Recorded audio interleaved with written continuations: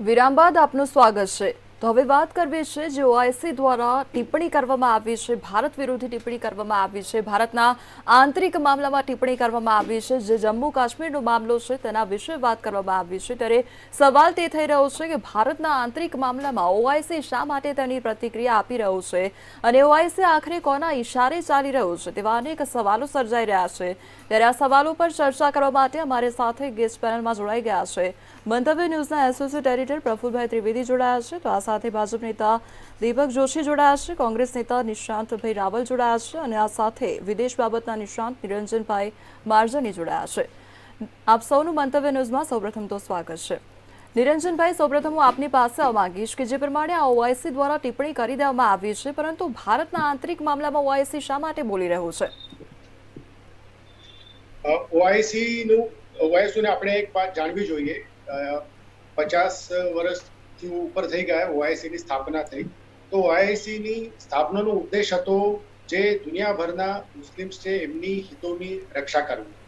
તો એમના જે મુસ્લિમોમાં હોય છે બધા મુસલમાનોની હિતોની રક્ષા બધાએ કરવાની, તો એના માટે ઓર્ગેનાઇઝેશન ઓફ ઇસ્લામિક કોઓપરેશનની સ્થાપના થઈ હતી 1969માં। અને ઓઆઈસી પહેલાથી કાશ્મીર હોય કે પેલેસ્ટાઇન હોય કે જેરુસલેમની અલ અક્સા મસ્જિદ હોય તો એના ઉપર ટિપ્પણી કરતી આવી રહી છે। પણ બીજી એવી વાત છે કે 57 દેશોનું આ સંગઠન છે, જે યુનાઇટેડ નેશન્સ પછીનું સૌથી બીજું મોટું સંગઠન છે દુનિયાભરમાં। પણ એ જ સાથે ઓઆઈસીની કઈ એનું દુનિયાની રાજનીતિમાં આપણે જોઈએ તો એટલું મહત્વ નથી, બહુ એનું વજન નથી કે એમને, અને 50 વર્ષમાં ઓઆઈસીએ કઈ કોઈ રાજકીય પ્રશ્ન હોય એનું સમાધાન કાઢ્યું હોય એવું પણ નથી। તો આ જે હસ્તક્ષેપ કરે છે એ કરવો નહીં જોઈએ અને ભારતે એનો વિરોધ પણ કર્યો છે। આના પહેલા પણ કર્યો હતો વિરોધ, પણ મને લાગે છે કે આ પ્રતિકાત્મક છે, કારણ કે એમાં અંદર ઘણા વિરોધાભાસ છે જે બધું આ સંગઠન કરે છે। તો એવું છે કે એનાથી કઈ ભારતની ભૂમિકા ઉપર અસર નહીં થતો। એ પણ સાચું છે કે ઓઆઈસીએ પેલેસ્ટીનને પણ સમર્થન આપ્યું છે, પણ એનાથી પણ પેલેસ્ટીનનો મુદ્દો આજ સુધી એનું સમાધાન નીકળ્યું નહીં અને ઓઆઈસી પણ એમાં નિષ્ફળ ગયું હતું એટલી 57 દેશોનું સમર્થન હોવા છતાંય। તો ઓઆઈસી જે સંગઠન છે એનું વિશ્વમાં એક તો બહુ રાજકીય મહત્વ નથી અને ભારતે પણ એને બહુ મહત્વ આપવાની જરૂર નથી એવું લાગે છે, કારણ કે એમાં ઘણા મુદ્દાઓ છે। એક તો એવું છે કે આ સંગઠનના રૂપમાં ખાલી એક કાશ્મીર ઉપર કે કોઈ બીજા પ્રશ્નો ઉપર એક વક્તવ્ય કરે છે, પણ એમના જે દેશ છે એ અંદર છે એમનામાં પણ પ્રતિસ્પર્ધા ચાલે છે। જેમ કે સઉદી અરેબિયા અને ટર્કી વચ્ચે હંમેશા સ્પર્ધા ચાલતી હોય છે, સઉદી અરેબિયા, યુએઈ અને ઈરાન વચ્ચે હંમેશા સ્પર્ધા ચાલતી હોય છે। તો એમનામાં પણ ઘણા વિરોધાભાસ છે અને અંદર ડિવિઝન્સ બહુ છે ઇસ્લામિક દેશોમાં પણ। તો અને બીજું એવું છે કે આ બધા ઇસ્લામિક દેશો એક આવીને કાશ્મીર ઉપર વક્તવ્ય તો કર્યું છે, પણ આપણે એક વાત યાદ રાખવી જોઈએ કે જ્યારે 2019માં આર્ટિકલ 370 જે ભારતે રદ કર્યું હતું એના પછી સઉદી અરેબિયા, યુએઈ અને માલદીવ જે ઇસ્લામિક દેશ છે અને જે આ સંગઠનના સદસ્ય છે એ બધાએ ભારતની ભૂમિકાનું સમર્થન કર્યું હતું કે આ ભારતનો અંતર્ગત મામલો છે।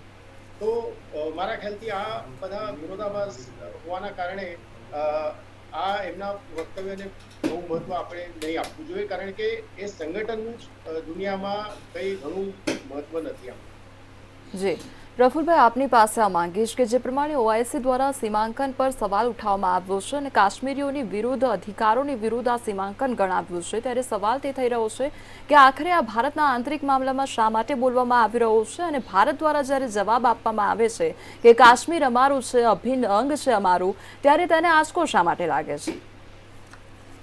કોમલ, અત્યારે જમ્મુ કાશ્મીરની અંદર લોકસભા અને વિધાનસભાની ચૂંટણીઓના સંદર્ભમાં નવું સીમાંકન થઈ રહ્યું છે અને આ સીમાંકન અંગે ઓઆઈસી, જેનું આખું નામ છે ઓર્ગેનાઇઝેશન ઓફ ઇસ્લામિક કોર્પોરેશન, હવે એણે એવું ટ્વીટ કર્યું કે આ જે સીમાંકન થઈ રહ્યું છે એ જમ્મુ કાશ્મીરના જે નાગરિકો છે એના અધિકારોનું હનન છે, ઉલ્લંઘન છે।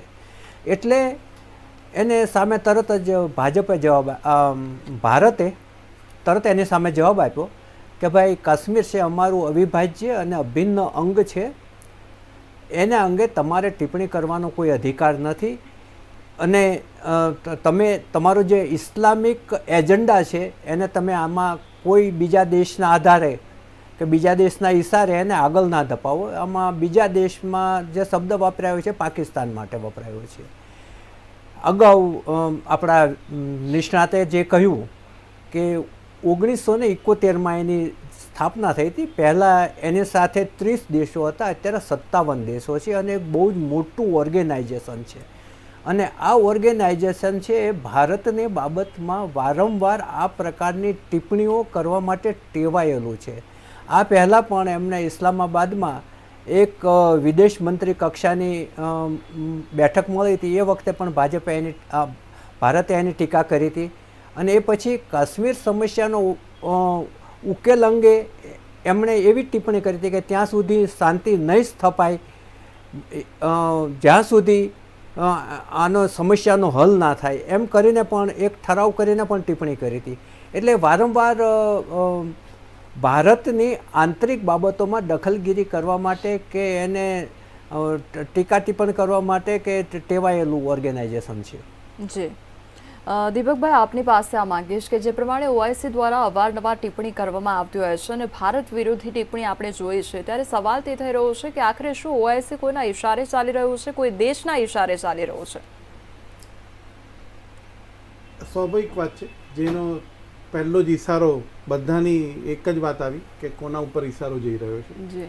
આપણે આની અગાઉ પણ જ્યારે એટીએસ આપણે જે સિરિયલ બોમ્બલાસવાળી જે મુંબઈ બોમ્બલાસવાળી જે વાતચીત થઈ એમાં પણ જે હતું પણ એમાં ક્લિયર કટ આવ્યું છે કે જે ઇન્ટ્રોગેશન થયું ત્યારે જે કંઈ માહિતી મળી તો એ પાકિસ્તાનમાં ટ્રેનિંગ લીધી હતી, બહુ સ્પષ્ટ થાય છે એમાં. જ્યારે આમાં કેવું છે કે કોઈ પણ દેશની જ્યારે પ્રગતિ થતી હોય અથવા તો જે દેશ પ્રગતિના પંથ ઉપર સંપૂર્ણપણે ખીલી જતો હોય ત્યારે સ્વાભાવિક વાત છે કે એની ઈર્ષા આવે અને એટલે એની આર્થિક, સામાજિક તમામ વ્યવસ્થાઓને ડિસ્ટર્બ કરવાનો ક્યાંક ને ક્યાંક પ્રયત્ન થતો હોય એ સ્વાભાવિકપણે છે. આ અત્યારે એ લોકોએ આંગળી ચીંધી છે. ધારો કે આપણે અત્યારે કોઈ પ્રતિક્રિયા સ્ટ્રોંગલી ના આપી અથવા તો એની ઉપર એક્શન ન લઈએ તો એ લોકો આગળ વધે, કારણ કે અગાઉ પણ એમણે આ વસ્તુ કરેલી છે. આ ઊભું ક્યાંથી થયું? જે પ્રફુલભાઈ જે કીધું એ પ્રમાણે કે મે મહિનાની અંદર કેન્દ્રીય પંચે લોકસભા અને વિધાનસભાની સીટનું સીમાંકન મૂક્યું એના માટે અને એ લોકોએ એની જ કોમેન્ટ કરી છે. સવાલ એટલો જ છે કે ત્યાંની પ્રજાને ભડકાવવાનો પ્રયત્ન થઈ રહ્યો છે, બહુ સ્પષ્ટપણે એક સંકેત છે. કારણ કે 2019ની અંદર 370ની કલમવાળી બાબત હોય, CAA વાળી બાબત હોય, આ દરેક વખતે દરેક સ્ટેજ ઉપર ક્યાંક ને ક્યાંક જુદા જુદા ફલકો ઉપરથી વ્યવસ્થાને ડિસ્ટર્બ કરવાનો પ્રયત્ન કરવામાં આવ્યો હતો, કરવામાં આવી રહ્યો છે આજની તારીખમાં પણ. પરંતુ આ જે વસ્તુ ઊભી થઈ છે એનું કારણ હજી પણ કાકરી ચાળો કરવાનું છે અને આમાંથી કંઈક ઊભું થાય અને કાશ્મીરમાં ભડકો થાય. પણ એટલું સમજી લે, જમ્મુ કાશ્મીરની પ્રજાએ પોતે પણ જે કે નિર્ણયો કેન્દ્ર સરકાર દ્વારા લેવાયા છે એને આવકારે આપ્યો છે. એ લોકો પોતે પણ આ પ્રવૃત્તિથી ત્રાસેલા હતા, બહુ સ્પષ્ટ આનો સંકેત છે. સ્ટાર્ટિંગમાં આપણને લાગ્યું હતું કે આના પરિણામો કંઈક આખા દેશની અંદર એની ઇફેક્ટ આવશે, પણ ધીમે ધીમે તમે જોયું કે જે રીતે અત્યારે 2022 થઈ રહી છે, આશરે 3 વર્ષ પછી પણ અત્યારે કોઈ પણ પ્રકારની અસામાજિક પ્રવૃત્તિ કે કોઈ પણ પ્રવૃત્તિ ત્યાંથી બહાર આવી નથી કે કોઈ પણ બનાવ એવો આવ્યો નથી. તો આ જ બતાવે છે કે કાશ્મીરની પ્રજા પણ ઈચ્છે છે, ભારતનું એ અંગ છે, સ્વાભાવિક વાત છે, એમાં કોઈ શંકાને સ્થાન નથી. જ્યારે પણ પુરાવો આપવાના આવશે અથવા તો સાબિત કરવાનું આવશે, ભારત પોતે સાબિત કરી પણ આપશે. અને જ્યારે આટલી મજબૂત સરકાર મળી છે, હું કહું છું ત્યાં સુધી કે જે નિર્ણયો કરી રહી છે, જે નિર્ણય જે વર્ષોથી જે પડી રહ્યા હતા, જે પ્રજાના હિતમાં હતા, જે પ્રજા પોતે ઈચ્છતી હતી, એ નિર્ણયો તરફ જઈ રહી છે, ત્યારે હું માનું છું ત્યાં સુધી આવી પ્રતિક્રિયાઓ આપવી જ પડશે, સ્ટ્રોંગલી આપવી પડશે. ભારતની પ્રજાએ પણ સ્ટ્રોંગ બનવું પડશે. એ લોકોના આ એક માધ્યમથી એ લોકોએ આજે ટિપ્પણી કરી છે, કાલે સવારે બીજું પણ કરી શકે છે. સવાલ આ જ વસ્તુનો છે કે જ્યારે આપણે મજબૂત છીએ એટલે કોઈ પણ પ્રકારની એ લોકોની પ્રવૃત્તિ ફાવી શકે એમ નથી, એ બહુ સ્પષ્ટ એક સંકેત છે. જી નિશાંતભાઈ, આપની પાસે આ માંગીશ કે જે પ્રમાણે આ અવારનવાર ટિપ્પણી કરવામાં આવી રહી છે અને ઓઆઈસી દ્વારા ભારત વિરોધી ટિપ્પણી તો થઈ રહી છે, પરંતુ શું લાગી રહ્યું છે કે ઓઆઈસી પાકિસ્તાની પ્રોપેગેન્ડા ચલાવી રહ્યું છે કે શું?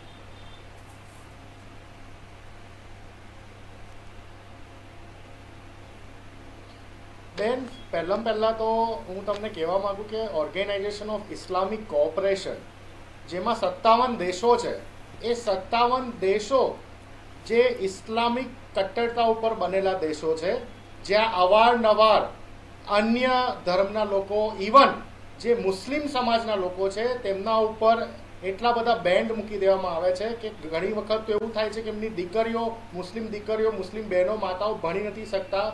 આ એવા ફેલ દેશો છે જેમાં 3-4 નેશન, સાઉદી અરબ, યુએઈ, ટર્કીને સાઈડ ઉપર જો આપણે મૂકી દઈએ તો એમાંથી ઘણા દેશો, 40 જેટલા દેશો તો એવા છે કે જે આફ્રિકન દેશો છે, જ્યાં 2 ટાઈમ ખાવાના વાંધા છે. આ ઓએસઆઈના જેટલા પણ સંગઠિત દેશો છે, એ લોકો ભૂલી જાય છે કે ભારત દેશમાં વસતા મારા મુસ્લિમ ભાઈઓ અને બહેનોની સંખ્યા કરતાં તમે અડધા પણ નથી. એટલે ભારત દેશમાં જેટલા મુસ્લિમ ભાઈઓ બહેનો વસે છે, સુખ, શાંતિ, સમૃદ્ધિથી પ્રોગ્રેસિવલી આગળ વધી રહ્યા છે, ભણી રહ્યા છે, એન્જિનિયર બની રહ્યા છે, ડોક્ટર બની રહ્યા છે, પોતાના ભારત દેશને પોતાની માતા ગણે છે, પોતાના ભારત દેશને પોતાનું પરિવાર ગણે છે. અને એ ઓએસઆઈના દેશોના ટોટલ પોપ્યુલેશન પણ ભેગું કરવા જાય ને તો આપણને ક્યાંય પહોંચી નહીં વળે. એટલે બીજો પોઈન્ટ ઇમ્પોર્ટન્ટ છે કે જો મંતવ્ય ન્યૂઝ ઓએસઆઈ શું છે અને એનું ફૂલ ફોર્મ શું છે, એમાં કેટલા દેશો જ આવા 3-4 ક્વેશ્ચનનો ભારતીય મુસ્લિમોમાં સર્વે કરાવશે ને તો કદાચ 99% ભારતીય મુસ્લિમ કહેશે કે ભાઈ અમને ખબર જ નથી આ ઓર્ગેનાઇઝેશન શું છે. એટલે રશિયા અને યુક્રેન પછીની વોર પછી દુનિયાએ જોઈ લીધું કે યુનાઇટેડ નેશન્સ જેવા ઓર્ગેનાઇઝેશનની પણ વિશ્વસનીયતા ઝીરો થઈ ગઈ છે. તો પછી ઓએસઆઈનું કોણ માનવાનું છે? હા, પોતાનો પ્રભાવ બતાવવા માટે આ ગલ્ફના દેશો, જે લોકો પૈસાદાર દેશો છે, જે લોકો પાસે અઢળક રૂપિયો છે, એ બીજા બાકીના 50-52 દેશો ઉપર પોતાનો પ્રભાવ સ્થાપિત કરવા માટે ભારતને વચ્ચે લાવીને ભારતની આંતરિક બાબતો ઉપર, ભારતના મુદ્દાઓ ઉપર ટીકા ટિપ્પણીઓ કરવાની કોશિશ કરીને હીરો બનવાની કોશિશ કરે છે. પરંતુ વારંવાર એ લોકો ભૂલી જાય છે કે ભારત દેશનો આઝાદી લઈને વર્ષ પુરાની સભ્યતા છે કે ભારત દેશ ઉપર જ્યારે પણ કોઈ પ્રોબ્લેમ આવ્યો છે ત્યારે ભારત દેશના મુસ્લિમો, હિન્દુઓ, શીખ, ઈસાઈ તમામ વર્ગ એકત્ર થઈ ગયો છે. એટલે મને નથી લાગતું કે આ ઓએસઆઈ એવું કોઈ ઓર્ગેનાઇઝેશન હોય કે જે મુસ્લિમ સમાજ ઉપર બી પ્રભુત્વ, ભારત દેશના મુસ્લિમ સમાજ ઉપર બી પ્રભુત્વ ધરાવતું હોય. આવી ટીકા ટિપ્પણીઓ પાકિસ્તાનના માર્ગે નથી થઈ રહી. આ ચાઇના અને અમેરિકા અને યુરોપિયન દેશોના ફંડેડ ટીકા ટિપ્પણીઓ છે. કારણ કે આજે ભારતની કમ્પેરિઝન પાકિસ્તાન સાથે બેન નથી થતી. જો આપણી કમ્પેરિઝન પાકિસ્તાન સાથે થતી હોત તો કદાચ આપણે વિચારવાનું હોત કે આ બધું જે પ્રોપોગન્ડા ચલાવી રહ્યું છે પાકિસ્તાન કરી રહ્યું છે. આપણી કોમ્પિટિશન આજે યુરોપના દેશો સાથે થવાની ચાલુ થઈ છે. આપણી કોમ્પિટિશન આજે એશિયાના સારા પ્રભાવિત ઇકોનોમિકલ, ટેકનોલોજીકલ, પાવરફુલ નેશન સાથે થવાની ચાલુ થઈ છે. એટલા માટે ઓએસઆઈને ક્યાંક ને ક્યાંક નડી રહ્યું છે કે ભારત દેશના મુસલમાન કેવી રીતે સુખ, શાંતિ, સમૃદ્ધિથી રહે છે અને એમના સંગઠનના લોકોમાં હાહાકાર મચેલો છે. એમના સંગઠનના લોકોનો લેટેસ્ટ એક્ઝામ્પલ જ તમે જોઈ લો, અફઘાનિસ્તાન. જ્યારે અફઘાનિસ્તાન પર તાલિબાને આટલો બધો અત્યાચાર કર્યો, એમના જ મુસ્લિમ સમાજના બહેનો ઉપર અત્યાચાર કર્યો, ત્યારે ઓએસઆઈ ક્યાં ગયું હતું? કોઈ પણ એક જાતનું તમને એમનું સ્ટેટમેન્ટ દેખાયું હતું? તમે મંતવ્ય ન્યૂઝે જ આજે લગભગ 15 થી 20 દિવસ કન્ટિન્યુઅસ અફઘાનિસ્તાનની વોર અને અફઘાનિસ્તાનમાં તાલિબાનોનો એટેક બતાવ્યો છે. ઓએસઆઈ કોઈ જગ્યાએ નહોતું દેખાયું. એટલે મારા મતે આપણે આને બહુ માઇલેજ ના આપવું જોઈએ ઓએસઆઈને, કારણ કે એ ભારત દેશ અને ભારત દેશના તમામ હિન્દુઓ, મુસ્લિમ, શીખ, ઈસાઈ, ભારત દેશના તમામ નાગરિકો માટે કંઈ નથી. બીજી વસ્તુ કહી દઉં કે દીપકભાઈએ બહુ સાચી વસ્તુ કીધી કે કાશ્મીર ભારતનું છે, રહેશે અને હશે. પરંતુ હું દીપકભાઈ એમાં એડ કરવા માંગુ કે પ્રૂફ ત્યારે આપવાના હોય ઓએસઆઈ જેવા સંગઠનોને કે યુનાઇટેડ નેશન્સ જેવા સંગઠનોને કે પાકિસ્તાનને કે ચાઇનાને, જ્યારે એ અંગ આપણું ના હોય. અરે ભાઈ, કાશ્મીર આપણું અંગ છે, જગ જાહેર વસ્તુ છે, એની માટે કોઈ એવિડન્સ આપવાની ભારત દેશે કોઈને જરૂર નથી. એટલે ચોખ્ખી વસ્તુ છે કે ઓએસઆઈ, એક ઇમ્પોર્ટન્ટ વાત કરી દઉં, 1969માં ઓએસઆઈની સ્થાપના થઈ હતી. કોમલબેન, તમારા દર્શકોને જાણકારી આપી દઉં કે જ્યારે આ સંગઠનની સ્થાપના થઈ એની પહેલા તો પાકિસ્તાનની સામે ભારત દેશ 2 વોર જીતી ગયું હતું. 2 વોર જીતી ગયું હતું અને 2ના ભાગલા કરીને બાંગ્લાદેશ જેવા કન્ટ્રીની સ્થાપના થઈ ચૂકેલી, જેની હાલત હમણાં 1-2 મહિના 3 મહિનાની અંદર શ્રીલંકાથી ખરાબ થવા જઈ રહી છે. એટલે મને નથી લાગતું કે આ OSI કઈ વજૂદ ધરાવે છે, કોઈ જાજુ વજૂદ ધરાવે છે. જી બેન. નિરંજનભાઈ, આપની પાસે આ માંગીશ કે જે પ્રમાણે એક બાદ એક ટિપ્પણી કરવામાં આવી રહી છે અને પાકિસ્તાન ઉપર આપણે નિશાન સાધી રહ્યા છે અને પાકિસ્તાન તરફથી જ આ ક્યાંક એવી ટિપ્પણી કરવામાં આવી રહી હોય પડદા પાછળ રહીને તેવું લાગી રહ્યું છે, ત્યારે સવાલ એ થઈ રહ્યો છે કે પાકિસ્તાનની હાલની સ્થિતિની જો આપણે વાત કરીએ તો અત્યારે પાકિસ્તાનના સુપડા સાફ છે, આર્થિક પરિસ્થિતિ આપણે જોઈ રહ્યા છે ને તે છતાં આટલું જોર. પાકિસ્તાનની સ્થિતિ ખરાબ તો છે જ, અને આ પાકિસ્તાનના વતીને આ OIC ટિપ્પણી કરી રહ્યું છે કે પોતે કરી રહ્યું છે એ વાત તો હવે અલગ છે. પણ 2 મુદ્દા કહેવા માંગુ છું હું આમાં, કે એક તો એવું છે કે ભલે OIC કોઈ પણ ટિપ્પણી કરે અને ભલે કોઈ પણ વક્તવ્ય કરીને એવું બતાવે છે કે એમનું મહત્વ છે, પણ એમાં એવું છે કે એ ભારત સામે કંઈ કરી શકતું નથી. એનું કારણ એવું છે કે OICના જે પ્રમુખ સદસ્ય દેશો છે, જેમાં અરબ દેશો આવે છે, સૌદી અરબ અને UAE, તો એમના ઘણા આર્થિક હિત ભારત સાથે જોડાયેલા છે. એના કારણે ભારત સામે કોઈ એક્શન લે કે કોઈ પણ પ્રતિબંધ મૂકે એવી સ્થિતિમાં આજે OIC નથી. કારણ કે સૌદી અરબ અને UAE આ બંને ભારતના પ્રમુખ તેલના સપ્લાયર છે. અને બીજી વાત એવી છે કે સૌદી અરબ અને UAE અને બીજા પણ અરબ દેશોએ કાશ્મીરમાં હમણાં રોકાણ કરવામાં આવ્યા છે, કરવાના છે. તો ઘણા અરબ દેશોના જે નેતાઓ છે અને ત્યાંના બિઝનેસમેન છે એ હાલમાં કાશ્મીર આવી ગયા હતા ત્યાંની ઇન્વેસ્ટમેન્ટ ઓપોર્ચ્યુનિટીઝ જોવા માટે. એટલે એ ભારતની સામે કોઈ એક્શન લે કે ભલે ટિપ્પણીઓ કરે પણ કોઈ એક્શન લે એવી સ્થિતિમાં નથી. બીજું એવું છે કે અરબ દેશની જે સમૃદ્ધિ છે એ બધી તેલના વ્યાપાર પર આધારિત છે, પણ હવે તેલનો જે એમનો તેલના રિઝર્વ્સ છે એ ઘણા સીમિત છે અને થોડા દશકો પછી એ પણ હવે પૂરા થવાના છે. એટલે ઘણા અરબ દેશોએ પોસ્ટ ઓઇલ ઇકોનોમી માટે અત્યારથી પ્લાન કરવો શરૂ કર્યો છે અને એમાં ભારત એક એમનો પ્રમુખ પાર્ટનર એ લોકો જોઈએ છે. તો એ વસ્તુઓ છે, એમના આર્થિક હિત પહેલા મહત્વના છે. બીજું એવું કહું છું કે હમણાં માર્ચ મહિનામાં પાકિસ્તાનમાં આ OICના વિદેશ મંત્રીઓની એક પરિષદ યોજાયેલી હતી. એ પરિષદમાં ચીનના વિદેશ મંત્રી એ મુખ્ય અતિથિ હતા અને ચીનમાં જે શિનજિયાંગ પ્રાંતમાં ઉઈગુર મુસલમાનો પર અત્યાચાર થાય છે એનો કોઈએ વિરોધ નહીં કર્યો. તો આ બધો વિરોધાભાસ છે. એટલા માટે હું કહું છું કે OIC ભલે વક્તવ્ય કરે છે પણ એનું દુનિયામાં કંઈ મહત્વ નથી. એ કોશિશ કરી રહ્યું છે પણ કંઈ કરી શકે એવું નહીં, કારણ કે પહેલા બધા દેશોના આર્થિક હિત મહત્વના છે. આ બધી વસ્તુઓ પછી આવે છે એવું હું માનું છું. જી દીપકભાઈ, આપની પાસે માંગીશ કે જે પ્રમાણે અત્યારે આપણે ચર્ચાઓ કરી રહ્યા છીએ, એક જ વસ્તુ સામે આવી રહી છે કે OIC ક્યાંય એટલું બધું સ્થાન નથી ધરાવતું, પરંતુ ક્યાંક ને ક્યાંક એ લાઇમલાઇટમાં આવવાનો પ્રયત્ન જરૂર કરી રહ્યું છે, કારણ કે એક બાદ એક એવી ટિપ્પણી આપવામાં આવી રહી છે. ત્યારે શું લાગી રહ્યું છે કે આ જમ્મુ કાશ્મીરના લોકોને ભડકાવીને તે લોકો લાઇમલાઇટમાં આવી રહ્યા છે? એટલે 100% બેન આપણી વાત સાથે હું સંમત થઉં છું, કારણ કે લાઇમલાઇટમાં આવવા માટે છે. આવા નિવેદનો કરે, કોઈને ભડકાવે ત્યારે જે પોતાનું ધ્યાન કોઈનું ખેંચાતું હોય છે એ બહુ સ્પષ્ટપણે એનો સંકેત છે અને બધાની વાતચીત ઉપરથી પણ એક સંકેત જ આવ્યો છે. સવાલ એ છે કે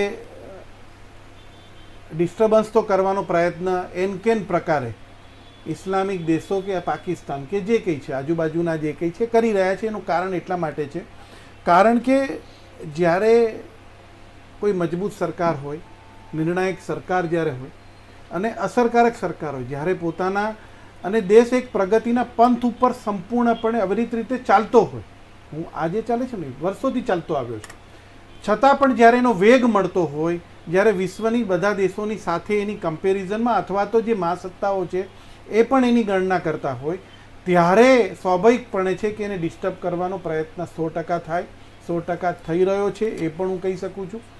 બીજું બેન, કટ્ટરવાદી આ મુસ્લિમ ઓર્ગેનાઇઝેશન છે, બહુ સ્પષ્ટ છે અને એ દેશો સાથેનું સંકળાયેલું છે. પણ આપણે જોયું હશે કે એ લોકોએ પોતે જ એના રૂઢિચુસ્ત જે નિયમો જે બનાવ્યા છે એનાથી મુસ્લિમ પોતે પણ ત્રસ્ત થયેલા છે. ધારો કે આપણે ઘણી બધી એવી બાબતો આવી છે જે સામે કે જેની અંદર એ લોકોએ પોતાની રૂઢિચુસ્તતાને જે કરેલું છે. આપણે ટ્રિપલ તલાકવાળી વાતચીત કરી. મુસ્લિમ બહેનોએ જ પોતે આનો સપોર્ટ કર્યો છે, જે બતાવે છે કે એ લોકોની કટ્ટરતા એ લોકોની જ સમાજના માણસોનું શોષણ થઈ રહ્યું છે ત્યાં. એટલે કહેવાનો મતલબ એવો છે કે બધાની જે વાતચીત થઈ છે એની સાથે હું 100% સંમત થઉં છું કે જેનું કોઈ વજૂદ ન હોય, જે ખાલી એક પથ્થર ફેંકવાનો પ્રયત્ન કરતો હોય, તો એની સામે આપણે ટિપ્પણીને અસર મન ઉપર લેવી જ ન જોઈએ. પણ એટલું ખરું કે એને લાલ આગ તો બતાવી એટલા માટે પડે કે ભવિષ્યની અંદર પણ એ આંગળી ચીંધવાનો પ્રયત્ન ન કરે. જો આંગળી ચીંધે તો આંગળી અમે તમારી કાપી નાખીશું, એટલી એક એને મેસેજ તો જવો જ જોઈએ. જી પ્રફુલભાઈ, આપની પાસે આ માંગીશ કે જે પ્રમાણે આ ઓઆઈસી દ્વારા ટિપ્પણી તો કરી દેવામાં આવી, પરંતુ ભારત દ્વારા જ્યારે વળતો જવાબ આપવામાં આવ્યો ત્યારે આ ઇસ્લામિક સંગઠન છે તેમને ક્યાંક આંચકો લાગી ગયો અને જાણે મરચા લાગ્યા હોય તેવું લાગી રહ્યું છે. મરચા તો લાગે જ, કારણ કે આપણા જે વિદેશ મંત્રાલયના પ્રવક્તા છે એણે કડક રીતે કહી દીધું કે ભાઈ અમારું અભિન્ન અંગ છે, આમાં તમારે માથાકૂટ કરવાની બહુ જરૂર નથી. આ તરફ ધ્યાન ના આપો, આ તરફ તમે જે ધ્યાન આપો છો એ અમારા માટે બહુ દુઃખદ છે. અને બીજું આપણા આગળના બધા જ પ્રવક્તાઓએ જે કહ્યું એક જ સૂર છે કે આ ઓર્ગેનાઇઝેશન છે એનું કોઈ બહુ જ વજૂદ કે બહુ વજન નથી.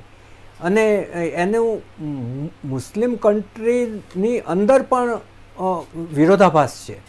એટલે જે ભારતના આંતરિક બાબતો છે એમાં જે એ વારંવાર દખલગીરી કરવા માટે ટિપ્પણીઓ કરીને, ટ્વીટ કરીને, ઠરાવો કરીને જે પ્રયત્નો કરે છે એ અત્યંત નિંદનીય છે. કારણ કે ભારતીય સમાજની જે એકતા છે એને એ તોડવા માટે, એમાં મનોવૈજ્ઞાનિક રીતે ભાગલા પાડવા માટે જે પ્રયત્નો કરે છે એમાં એને સફળતા નથી મળતી, માટે વારંવાર એવા પ્રયત્નો કરે છે. જો પહેલી વખત સફળતા મળી ગઈ તો એને વારંવાર પ્રયત્નો ના કરવા પડે. એટલે ભારત દેશની જે એકતા છે અને અત્યારે જે એ વિકાસ યાત્રા ઉપર બહુ ઝડપથી આગળ વધી રહ્યો છે, એ વિશ્વના ઘણા બધા દેશોને એમાં ભારત છે એમને સ્પર્ધા દેખાય છે. અને એને કારણે આવા નાના નાના ડિસ્ટર્બન્સ કરવા, નાની નાની સળીઓ કરવા માટે પ્રયાસો કરતા હોય છે. બાકી આમાં કોઈ જ એનું વજન નથી કે કોઈ જ એનું વજૂદ પણ નથી. જી નિશાંતભાઈ, આપની પાસે આ માંગીશ કે જે પ્રમાણે આ વારંવાર ટિપ્પણી કરવામાં આવી રહી છે ત્યારે ભારતના આંતરિક મામલામાં દખલગીરી ન કરવી જોઈએ. અને આ જમ્મુ કાશ્મીરનો મામલો છે ને એમાં કોઈ શાની દખલગીરી કરી જાય અને ઓઆઈસી જેનું કોઈ સ્થાન જ નથી એ કેવી રીતે દખલગીરી કરી શકે?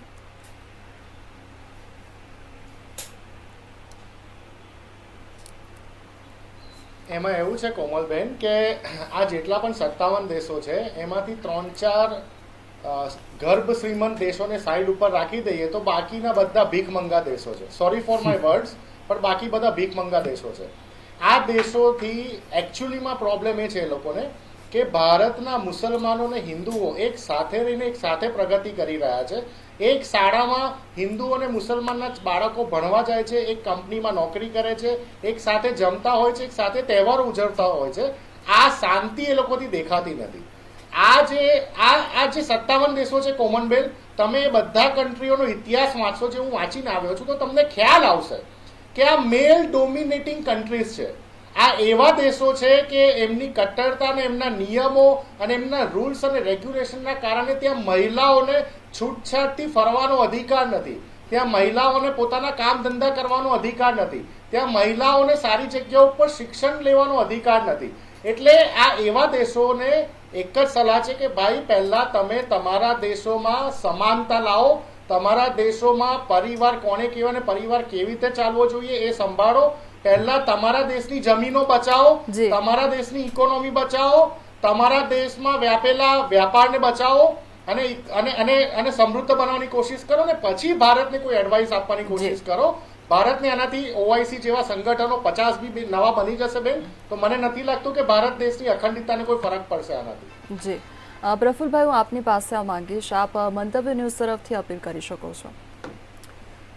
કોમલ, 3 જૂને મંતવ્ય ન્યૂઝ ચેનલ દ્વારા રાજ્યના તમામ જિલ્લા મથકોએ સાયકલોથોન, સાયકલ રેલી યોજાવા જઈ રહી છે. આ રેલી યોજવા પાછળનો એક ઉદાત્ત હેતુ એ છે કે અંગદાન મહાદાન અંગે લોક જાગૃતિ કેળવાય. જો અંગદાન થશે તો જે પીડિત વ્યક્તિ હશે, દર્દી હશે, એને એક નવું જીવન મળશે. આ ખ્યાલ છે એ લોકો સુધી પહોંચાડવાના ઉદાત્ત હેતુ સાથે મંતવ્ય ન્યૂઝ ચેનલ રાજ્યભરની અંદર આ કાર્યક્રમ આપવા જઈ રહ્યું છે. 3 જૂને વિશ્વ સાયકલ ડે છે, એ દિવસે અમદાવાદમાં રિવરફ્રન્ટમાં આ કાર્યક્રમ સવારે 6 વાગે યોજાનાર છે. આપણા દર્શક મિત્રો નહીં, સંપૂર્ણ ગુજરાતના નાગરિકો આ મુહિમમાં જોડાય અને અંગદાન મહાદાનના જે મંત્ર છે એને ઘર ઘર સુધી પહોંચાડે તેવી અમારી અભ્યર્થના છે. જે આપ સૌ આ અભિયાનમાં જોડાઓ એ મંતવ્ય ન્યૂઝ તરફથી અમારી વિનંતી છે અને આપ સૌ આ કાર્યક્રમનો ભાગ બનો તે પણ વિનંતી છે. આપ સૌનો ચર્ચામાં જોડાવા બદલ આપનો આભાર. તો જે પ્રમાણે ઓઆઈસી દ્વારા આ નિવેદન આપવામાં આવ્યું છે, ટિપ્પણી કરવામાં આવ્યું છે, જેના કોઈ સ્થાન નથી, જે ઓર્ગેનાઇઝેશનનું કોઈ સ્થાન નથી, એના દ્વારા ટિપ્પણી કરવામાં આવી છે, ત્યારે આવનારા સમયમાં હજુ પણ ભારત વિરોધી કેટલી ટિપ્પણી કરવામાં આવે છે તે જોવાનું રહ્યું. હાલ અમારી વિશેષ રજૂઆત બસ આટલું. ત્યાં સુધી આપ જોતા રહો મંતવ્ય ન્યૂઝ. નમસ્કાર.